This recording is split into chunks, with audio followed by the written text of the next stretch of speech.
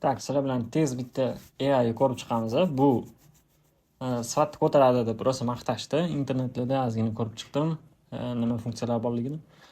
AI kirasizlar, AI nomi Crea, mana buni ko'rishingiz mumkin. Crea deb qidirasizlar. AIda, ya'ni o'zingizlarni renderinglarni yoki qanaqadir eski rasmlarni sifatini kattalashtirish yoki qora rasmlarni rangli qilish instrumentlar bor. Xo'p, cho'zmayman. Mana plyusni bossanglar mana bunaqa добавить deb chiqadi. Mana рабочий instrumentlar, hammasi ko'rib chiqsanglar, o'rganib chiqsanglar bo'ladi. No, men sizlarga hozir sifatni ko'taradiganini ko'rsaman. Mana o'rtada turibdi, palochkani rasmi bilan.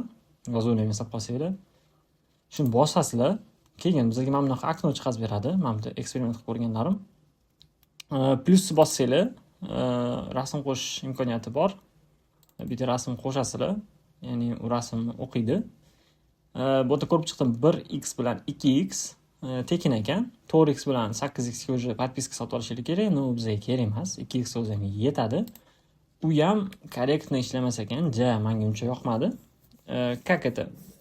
Nima desam bo'ladi sizlarga? Bir xil interyer kadrlariga yaxshi ishlaydi, bir xil interyer kadrlariga yaxshi ishlamaydi. Ya'ni mana bu kadrimizni sifatini ko'tarmoqchi bo'lganman mana. Yomon emas, yaxshi. Prosta agar AI ko'proq qo'rsanglar, bu o'zi qo'shiryapti narsa, ya'ni mana bu nima meva emas, o'sha mevani o'zgartiryapti. Mani изначальный renderim bunaqa sifatda emas. Men shuni aytib o'taman. O'ziga moslab sifatni to'g'rilayapti. O'ng tarafdagini sal xiraroq qilib, chap tarafdagini, ya'ni sal xiraroq qilyapti. O'ng tarafdagini yakobi tiniq qilgandek ko'rsatyapti. No, изначальный kadr bunaqa xira emas.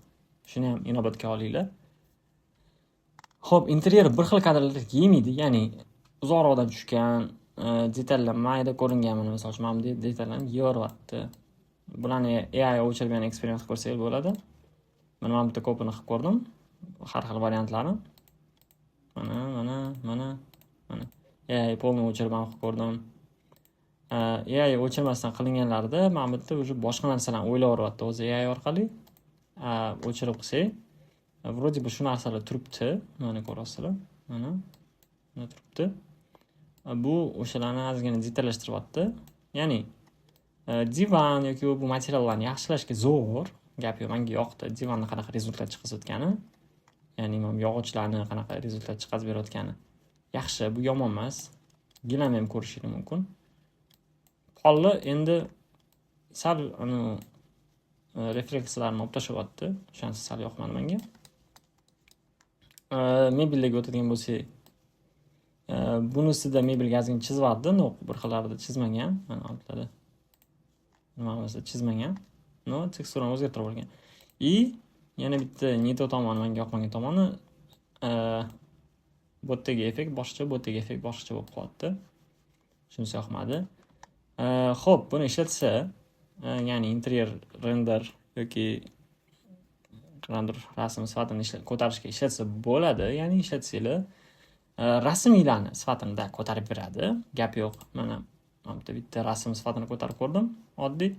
Buni AI olib tashlasanglar, umuman yaxshi natijani beradi. Mana bosasizlar. Limitim ekanman. Xo'p. Rasm sifatini ko'tarishda juda yaxshi ishladi. Mana ko'rasizlar. Chizilgan joylarni mana to'rtburchaklar tiniq qilib beryapti. Gap yo'q. Rasm sifatini ishlashga zo'r. Lekin interyer deganda men uzoq kadrlarni bu program orqali qilmasdim. No, mana bunaqa yaqin kadrlarni, ya'ni mana bunaqa teksturalarni sal xiraroq, mana o'zi bu renderimda mana bu teksturam uncha yaxshi emas chiqqan, chunki teksturaning razresheniyasi kichkina edi.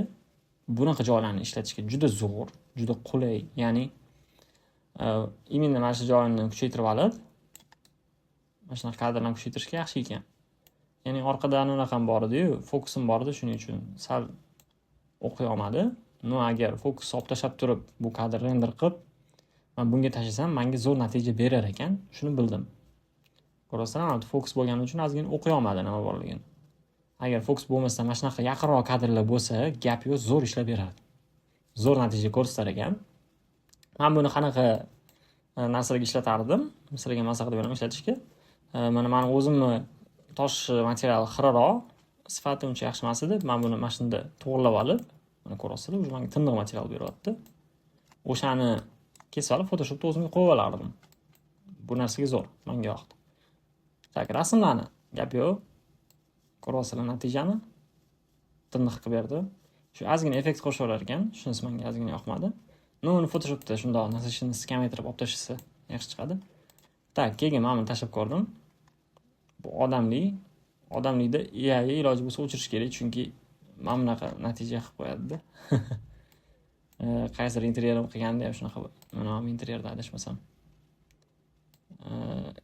Juda ko'p qo'shib yuborgan. Men bu odamlarimga mana bunaqa shakl berib yuborganda. Bu xatolik bo'lmasligi uchun, bunaqa generatsiya qilmasligi uchun sizlar AI mana buni o'chirib qo'yishingiz kerak. O'shanda sizlarga bunaqa buglar, bunaqa xatoliklar bermaydi. Har xil eksperiment qilib ko'rganman. Xo'p, yaxshi.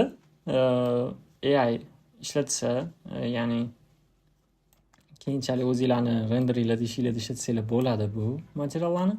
Video foydali bo'lgan bo'lsa, like bosinglar, kommentariy qilinglar. Telegram kanalimda bundan ham qiziq ma'lumotlar bor. Telegram kanalimga ham o'tib podpiska qilib qo'yinglar.